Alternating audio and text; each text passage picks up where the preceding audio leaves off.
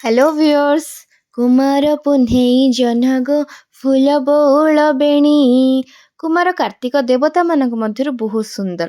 ତେଣୁ କୁମାର କାର୍ତ୍ତିକଙ୍କ ପରି ବର ପାଇବା ପାଇଁ ପ୍ରତ୍ୟେକ କୁମାରୀମାନେ ଆଜି କୁମାର ପୂର୍ଣ୍ଣିମା କରିଥାନ୍ତି ଓ ପ୍ରତ୍ୟେକ ବିବାହିତ ନାରୀମାନେ ମଧ୍ୟ ନିଜର ପତିର ସମୃଦ୍ଧି ପାଇଁ ଚନ୍ଦ୍ର ଓ ତୁଳସୀ ଗଛ ତଳେ କୁମାର ପୂର୍ଣ୍ଣିମା ପାଳନ କରନ୍ତି। ମୁଁ ମଧ୍ୟ ଆଜି ମୋ ମାଆଙ୍କ ସହିତ ମିଶି କୁମାର ପୂର୍ଣ୍ଣିମାଟିକୁ କରିଥିଲି। କୁମାର ପୂର୍ଣ୍ଣିମା ଉତ୍ସବ କରିବା ପରେ ମୁଁ ବାହାରି ପଡ଼ିଲି କୋରାପୁଟରେ କିଛି ସ୍ଥାନରେ ହୋଇଥିବା ଗଜଲକ୍ଷ୍ମୀ ମେଢ଼ ଦେଖିବା ପାଇଁ। କେତେ ସୁନ୍ଦର ମେଢ଼ ଏଠାରେ ହୋଇଥିଲା ଏବଂ ମାଆଙ୍କର ସେହି ସୁନ୍ଦର ବେଶ ଦେଖିବା ପାଇଁ ବହୁତ ଜନଗହଳି ମଧ୍ୟ ହୋଇଥିଲା। ଦେଖନ୍ତୁ, ମାଆଙ୍କର ଏତେ ସୁନ୍ଦର ବେଶ ଦେଖି ମୋ ଆଖି ଚକିତ ହୋଇଯାଇଥିଲା। ମାଆଙ୍କର ଆଶୀଷ ପାଇବା ପାଇଁ ବହୁତ ଲୋକ ଏଠାରେ ଭିଡ଼ ଜମାଇଥିଲେ।